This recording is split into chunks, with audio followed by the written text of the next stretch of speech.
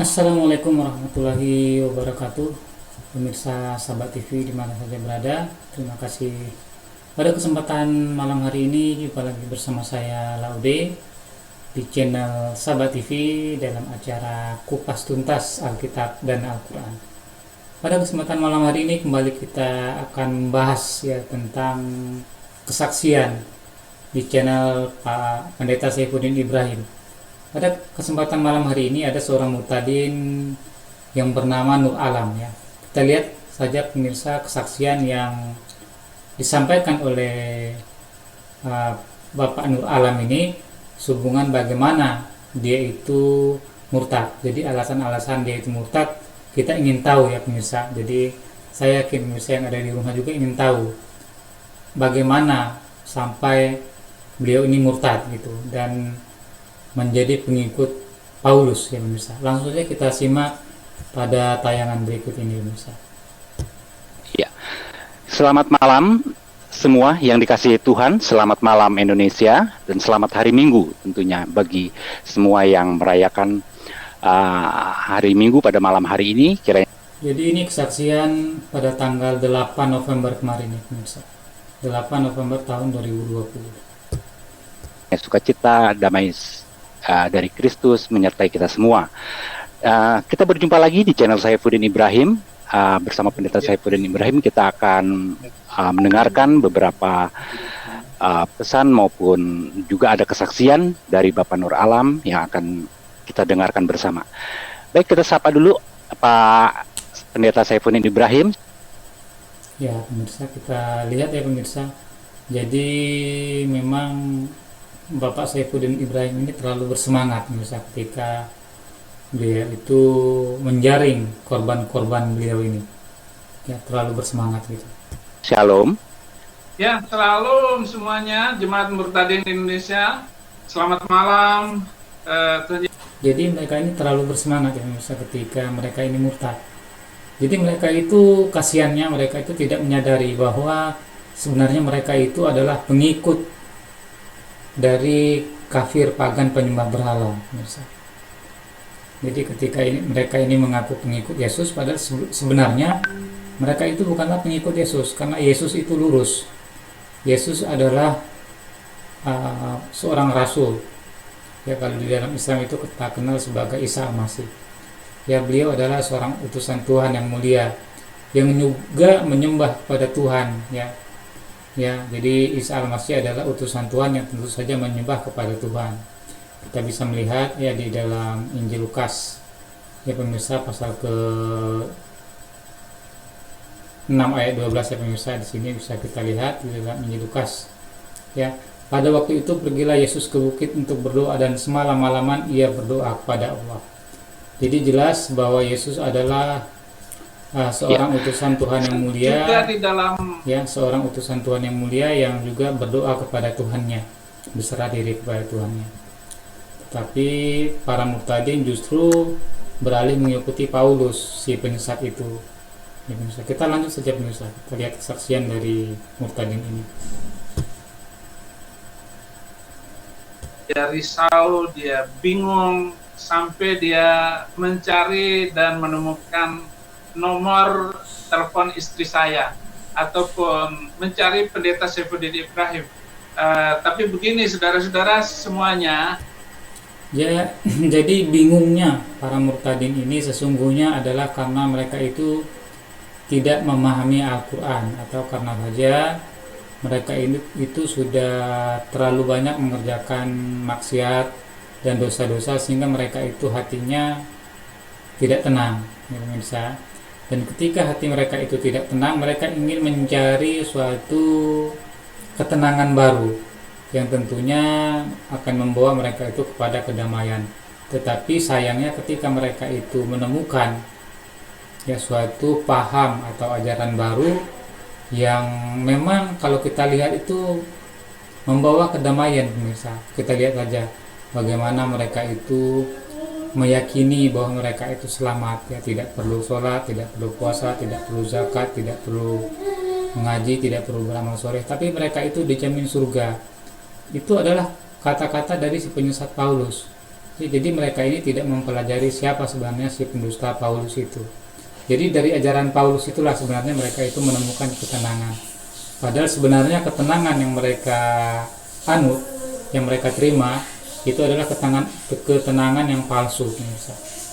Ya, kita lihat di dalam ayat Al-Quran ini ya, bagaimana ya sebenarnya kita lihat di dalam surat ke-39 ayat 23, Allah telah menurunkan perkataan yang paling baik, yaitu Al-Quran ya, yang ayatnya berulang-ulang, gemetar karenanya kulit orang-orang yang takut kepada Tuhannya, kemudian menjadi tenang kulit dan hati mereka di waktu mengingat Allah.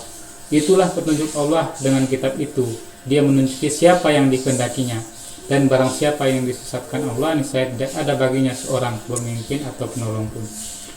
Jadi kalau kita lihat dari Muhtadin ini jelas bahwa Muhtadin ini adalah seorang yang memang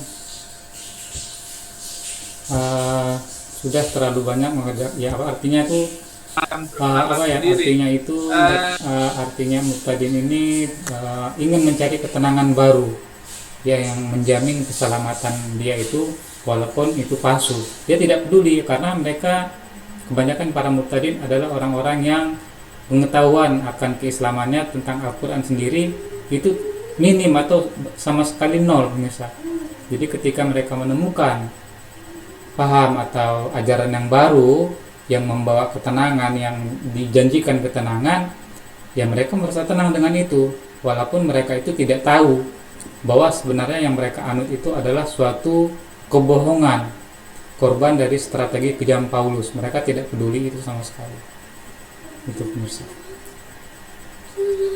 Natural, hakiki, dan kebebasan yang tidak bisa dihentikan oleh siapapun. Boleh berpercaya kepada apapun dan mengimani siapa saja dan menyembah Tuhan mana saja, silakan. Karena human rights internasional atau hukum internasional atau apa saja yang berkaitan dengan saya kok takut sama dosa, sama dosa-dosa saya. Nah, jadi jelas ya pemirsa, seperti apa yang sudah saya katakan tadi, bahwa kebanyakan para Muhtadin itu adalah pelaku atau berdosa ya pemirsa. Jadi sebenarnya tidak ada manusia yang tidak berdosa, tetapi karena ketika dosa itu sudah dihantui ya, ketika kegalauan karena dosa-dosa mereka itu sudah menusuk ke dalam hati mereka itu, sehingga mereka itu berusaha untuk mencari sebuah ketenangan yang baru gitu. Dan seperti yang saya katakan tadi, bahwa ketika di dalam kekristenan kita tahu bahwa dosa itu sudah diampuni dengan beriman dengan kematian Yesus di padang salib itu, seperti kita lihat di dalam kitab Roma ya pemirsa. Nih, di dalam kitab Roma, saya akan berikan kepada pemirsa yang ada di rumah kitab Roma pasal ke-10 ayat 9 ya pemirsa. Sini kita bisa lihat di dalam kitab Roma pasal ke-10 ayat ke-9 ya pemirsa. Di sini jelas bahwa apa kata Paulus, sebab jika kamu mengaku dengan mulutmu bahwa Yesus adalah Tuhan dan percaya dalam hatimu bahwa Allah telah membangkitkan dia dari antara orang mati, maka kamu akan diselamatkan. Ya, jadi ini adalah kata-kata Paulus, bukan kata-kata Yesus. Jadi para murtadin ini adalah korban dari strategi kejam Paulus. Selamat malam. Terus sholat udah nggak pernah sholat, sekarang diajarin ngaji bukan ini. Sekarang kamu perbaiki diri. Nah, di situ saya mulai perbaiki diri. Saya menjalankan ibadah sholat, saya menjalankan sholat 5 waktu, saya mulai membaca Al-Quran lagi. Nah, situ tapi saya merasakan kebingungan, dan saya takut akan dosa-dosa saya. Karena di keyakinan saya sebelumnya tidak ada kepastian di hidup saya nanti ini saya mau dibawa kemana. Jadi ketika dia ini mengatakan tidak ada kepastian di dalam Islam, ya murtadin ini adalah orang yang tidak memahami Al-Quran. Kita bisa melihat di dalam Al-Quran ya pemirsa, di dalam surat kedua ya, surat kedua kita bisa tengok pemirsa ayat ke-25 di sini pemirsa. Ini sudah sangat jelas ya tentang konsep keselamatan di dalam Islam itu. Kita bisa lihat di sini. Di dalam surat kedua ayat 25, dan sampaikanlah berita gembira kepada orang yang beriman, mereka yang beriman dan berbuat baik, bahwa bagi mereka disediakan surga-surga yang mengalir sungai-sungai di dalamnya. Ya, setiap mereka diberi rezeki buah-buahan dalam surga itu, mereka mengatakan, inilah yang pernah diberikan kepada kami dahulu. Mereka diberi buah-buahan yang serupa untuk mereka di dalamnya. Ada istri-istri yang suci dan mereka kekal di dalamnya. Ini adalah salah satu ayat di dalam Al-Quran tentang jaminan keselamatan di dalam Islam. Kemudian kita bisa lihat lagi di dalam surat ketiga ayat ke-14, ya, dijadikan indah pada pandangan manusia kecintaan terhadap apa-apa yang diingini, yaitu wanita-wanita, anak-anak, harta dan banyak dari jenis emas, perak, kuda pilihan, binatang-binatang ternak dan sawah ladang. Itulah kesenangan hidup di dunia, dan di sisi Allah tempat kembali yang baik, yaitu surga. Ya, dan selanjutnya apa Allah sampaikan lagi selanjutnya? Inginkah aku kabarkan kepadamu apa yang lebih baik daripada yang demikian itu untuk orang-orang yang bertakwa kepada Allah pada sisi Tuhan mereka? Ada surga yang mengalir di bawahnya sungai-sungai, mereka kekal di dalamnya, dan mereka dikaruniai istri-istri yang disucikan serta keridhaan Allah, dan Allah Maha melihat akan hamba-hambanya. Kita lihat lagi ayat selanjutnya, yaitu orang-orang yang berdoa, ya Tuhan kami, sesungguhnya kami telah beriman, maka ampunilah segala dosa kami dan peliharalah kami dari siksa neraka. Kemudian ayat ke-17, ya pemirsa, kita bisa lihat lagi, yaitu orang-orang yang sabar, yang benar, yang tetap taat, yang menafkahkan hartanya di dalam Allah, dan yang memohon ampun di waktu sahur. Ya, itu pemirsa. Jadi jaminan keselamatan di dalam Islam itu sungguh sangat jelas, ya. Kemudian kita lihat sebenarnya banyak lagi, ya pemirsa, ayat-ayat tentang keselamatan di dalam Islam itu, di dalam Al-Quran itu sangat jelas.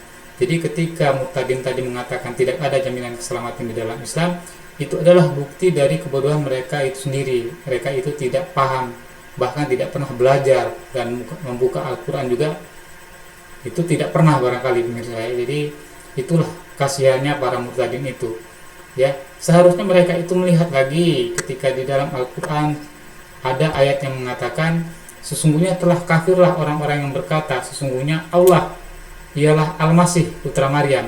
Padahal Al-Masih sendiri berkata, hai Bani Israel, sembahlah Allah Tuhanku dan Tuhanmu. Sesungguhnya orang yang bersekutukan Allah, maka pasti Allah mengharamkan padanya surga, dan tempatnya ialah neraka. Tidaklah ada bagi orang-orang zalim itu seorang penolong pun. Jadi bagi orang-orang zalim itu tidak ada penolong. Kemudian di ayat selanjutnya, sesungguhnya kafirlah orang-orang yang mengatakan bahwasanya Allah salah seorang dari yang tiga, padahal sekali-kali tidak ada Tuhan selain dari Tuhan yang Esa. Jika mereka tidak berhenti dari apa yang mereka katakan itu, pasti orang-orang kafir di antara mereka akan ditimpa siksaan yang pedih. Jadi ini, ya pemirsa, ya. Jadi ketika mereka itu selalu bersemangat, yang dikatakan konsep keselamatan di dalam Kristen itu adalah jelas, itu adalah karena kebodohan mereka yang tidak memahami kitab mereka sendiri. Ya, sudah sangat terlalu akutnya kebodohan mereka itu, pemirsa. Kita lihat ayat Al-Quran sangat jelas, ya, memberikan koreksi terhadap keimanan orang Kristen itu. Kita lihat di dalam surat kedua ayat 111, dan orang-orang Kristen berkata, sekali-kali tidak akan masuk surga kecuali orang-orang yang beragama Yahudi atau Nasrani. Demikian itu hanyalah angan-angan mereka yang kosong belaka. Katakanlah, tunjukkanlah bukti kebenaranmu jika kamu itu adalah orang-orang yang benar. Jadi di sini, pemirsa, sudah cukup jelas, ya, bahwa kita sebagai seorang Muslim itu wajib ketika mereka itu datang menginjili kita, ya, kita juga harus siap-siap memberikan pertanyaan bagi mereka itu. Tunjukkanlah bukti kebenaran kalian, wahai orang-orang Kristen, jika kalian itu adalah orang-orang yang benar. Jadi selama pengalaman saya, ya pemirsa, berinteraksi dengan orang-orang Kristen itu, baik dari sisi saksi Yehova, Seventh Advent, ya, Katolik, Protestan, dan segala macam aliran di dalam Kristen itu, tidak ada seorang pun dari mereka itu yang merasa mendapat bisikan dari Roh Kudus sekalipun mampu memberikan bukti-bukti bahwa Kristen itu benar. Tetapi ketika kita justru memberikan bukti-bukti tentang kepalsuan ajaran mereka, tentang kepalsuan konsep keselamatan yang mereka imani dengan kematian Yesus di padang salib itu adalah palsu, mereka tidak bisa membantah itu selain hanya berasumsi. Itu membuktikan bahwa konsep keselamatan di dalam ajaran Kristen itu adalah palsu. Jadi bukan saya yang mengatakannya, tetapi ayat-ayat Al-Quran dan juga bukti-bukti dari referensi-referensi yang ditulis oleh kalangan mereka sendiri, yang tentunya jujur dan objektif dalam melihat fakta yang sebenarnya. Jadi ketika kita melihat mutadin ini, ya pemirsa, kita bisa memahami bahwa sebenarnya apa yang mereka imani dan amini itu adalah suatu kesalahan dan kekeliruan karena mereka sendiri tidak memahami Alkitab dan sejarah Alkitab mereka sendiri, pemirsa. Ya, kita lanjut ya pemirsa. Yang harus kita pahami Mungkin kita dan kita skip ya, yakini pemirsa. bahwa Tentang hari kiamat, janganlah kamu ragu-ragu tentang kiamat itu, ikutilah aku, inilah jalan yang lurus. Dan ketika kalau saya sholat selalu membaca Al-Fatihah di barisan keempat kan, ihdinas siratal mustaqim. Nah, ini pemirsa, jadi mereka ini ingin membandingkan dengan kata-kata Isa Al-Masih yang katanya Isa Al-Masih itu adalah jalan yang lurus. Tentunya mereka ingin melihat Al-Quran ya pemirsa. Ya, tentunya mereka itu melihat Al-Quran. Ketika Al-Quran di dalam surat kedua, ya ayat keempat ya pemirsa, kita melihat di sini. Ya, saya akan tunjukkan kepada pemirsa dalam surat Al-Fatihah ya, Al-Fatihah. Nah, di sini sangat jelas. Di sini dikatakan ya. Nah, di sini dikatakan Alhamdulillahirabbil alamin, segala puji bagi Tuhan semesta alam, Maha Pengasih lagi Maha Penyayang, yang menguasai hari pembalasan. Hanya Engkaulah yang kami sembah dan hanya pada Engkaulah kami meminta pertolongan. Ya, tunjukkanlah kepada kami jalan yang lurus.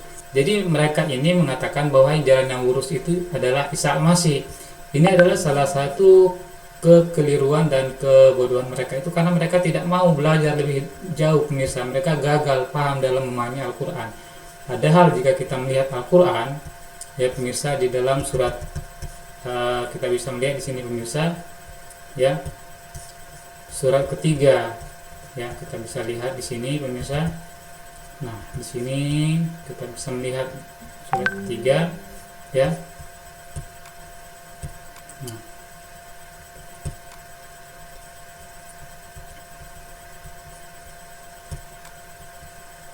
Nah, apa kata Yesus atau Isa? Sesungguhnya aku telah datang kepadamu dengan membawa sesuatu tanda dari Tuhanmu, yaitu aku membuat kamu dari tanah bentuk burung, kemudian aku meniupnya, maka ia menjadi seekor burung, ya, dengan izin Allah, dan aku menyembuhkan orang buta. Ini dan segala macam ayat termasuk mujizat-mujizat dari Isa Al-Masih atau Yesus itu.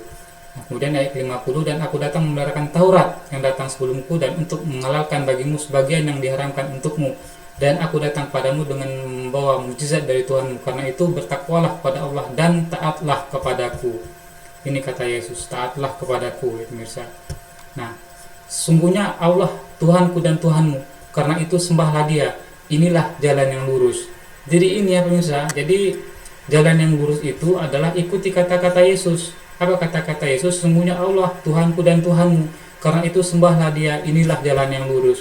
Jadi ajaran atau jalan yang lurus yang disampaikan oleh Yesus ini bisa juga kita lihat di dalam Injil Markus, pemirsa. Ya, kita bisa lihat di dalam Injil Markus. Ya, saya akan tunjukkan kepada pemirsa yang ada di rumah Injil Markus pasal ke-12 ayat ke-29. Di sini pemirsa bisa melihat, ya. Nah, jawab Yesus, hukum yang terutama ialah, dengarlah hai orang Israel, Tuhan Allah kita, Tuhan itu Esa. Kasihlah Tuhan Allahmu dengan segenap hatimu dan dengan segenap jiwamu dan dengan segenap akal budimu dan dengan segenap kekuatanmu. Dan hukum yang kedua ialah, kasihlah sesama manusia seperti dirimu sendiri. Tidak ada hukum lain yang lebih utama daripada kedua hukum ini. Lalu kata ahli Taurat itu kepada Yesus, tepat sekali guru, benar katamu itu bahwa Dia Esa dan bahwa tidak ada yang lain kecuali Dia. Kemudian kita bisa lihat lagi di dalam Injil Lukas pasal ke-6 ayat ke-12, pemirsa bisa melihat di sini, ya. Apa kata Yesus? Pada waktu itu pergilah Yesus ke bukit dan berdoa, dan semalam-malaman ia berdoa kepada Allah. Jadi apa yang dilakukan oleh Yesus ini sebenarnya dia mengikuti juga apa yang dilakukan oleh Musa. Pada kitab Ulangan pasal ke-6 ayat ke-4 kita bisa lihat. Ya, di sini di dalam bahasa Ibrani di sini disebut Asyama Yisrael Adonai Elah Syama Yisrael Yehwah Elohainu Yehwah Ehad, ya. Artinya dengarlah hai orang Israel, Tuhan Allah kita, Tuhan itu Esa. Jadi apa yang dilakukan oleh Yesus sebenarnya sesungguhnya adalah juga mengikuti dan meneruskan apa yang sudah diajarkan oleh Musa, ya pemirsa. Jadi itu yang perlu kita perhatikan. Jadi sayangnya ya pemirsa, jika kita melihat apa yang disampaikan oleh Muqtadin itu sesungguhnya adalah karena kegagalan paham mereka sendiri terhadap ayat-ayat Alkitab, ya. Jadi bagi pemirsa yang ada di rumah mungkin itu saja pemirsa, terlalu singkat apa yang bisa saya sampaikan pada kesempatan malam hari ini, tetapi cukup jelaslah bahwa apa yang bisa kita saksikan dari kesaksian mereka ini ya sebenarnya adalah karena kegagalan paham mereka sendiri terhadap ajaran Yesus yang ada di dalam Alkitab maupun yang ada di dalam Al-Quran, ya. Mungkin itu saja pemirsa yang bisa saya sampaikan pada kesempatan malam hari ini. Ya, terima kasih atas segala perhatian dan mohon maaf atas segala kekurangan. Wabillahi taufiq wal hidayah. Assalamualaikum warahmatullahi wabarakatuh.